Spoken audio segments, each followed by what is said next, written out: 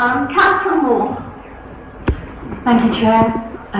Good evening. It's good to see so many members of the public engaged in this very, very important application. Councillor and the board member for Chelmsford Village in Beauty Park. I've also been a resident of Chelmsford, was born here and been a resident of Chelmsford Village since 2006.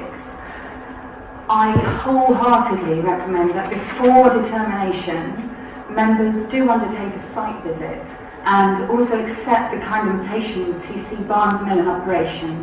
And I understand there's a strict protocol for deciding this within the public forum of the planning committee, and that it will fall to the chair along with a proposer, a seconder, and then the committee to decide in public and to decide this through a vote.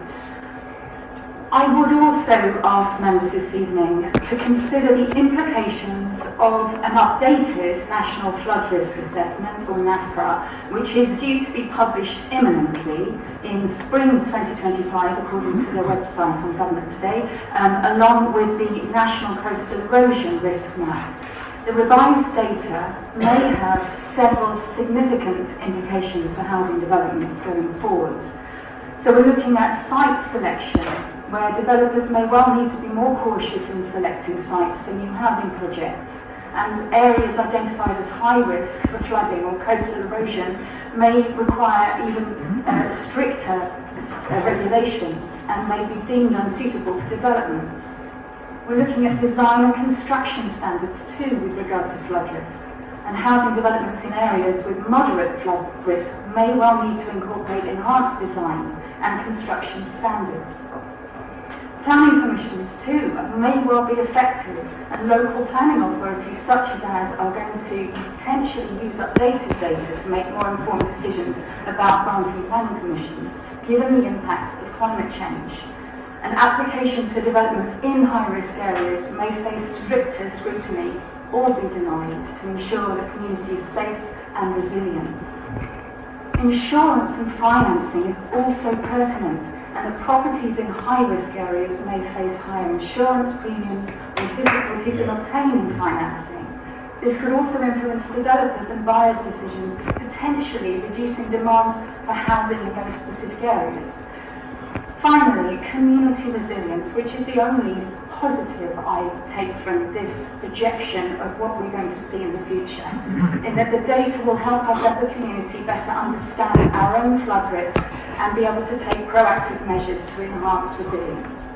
This could include a community-wide flood defence or emergency planning and public awareness campaign. But overall, it's hoped that this new data will lead to more resilient and sustainable housing developments. I'm just sorry that the timing is such that you will not necessarily see this introduced before you determine the application, and this will be the pattern going forward, as we are, as Councillor Hall and others have stated, in the midst of climate change and increasingly turbulent conditions. Councillor Hall has covered very much about what I was wanting to speak. I would just like to look at Green Wedge, because this has come up and is pertinent to the local plan. You need to determine, members, whether the Green Wedge designation and the potential for flooding outweighs the provision of affordable homes in this location, not least for the people who may be moving there to live, and certainly for the existing residents. 411 of our local plan states that the local plan will seek to reduce the risk to people and the development of natural environment from flooding by discouraging inappropriate development in areas at no risk from flooding. And that new development will be focused in areas where there is no or low risk of flooding. That is in our current local plan. Where this is not possible, then the sequential test will be applied as outlined in the National Planning Policy Framework, followed if necessary by the exception test, which I understand has been calculated. But new development should also ensure that it does not exacerbate or create flood risk elsewhere. It should demonstrate it will be safe for its lifetime. And the sequential test and exception test, where that's applicable, have been undertaken for local plan site allocations. And just finally, Chelmsford contains a number of rich and varied landscapes. This is in our local plan. and new development proposals will need to respect their character and appearance and their role for wildlife and increasing biodiversity. The river valleys, where they permeate into Chelmsford's urban area, have a unique role and function and are identified as Green Wedge for that reason.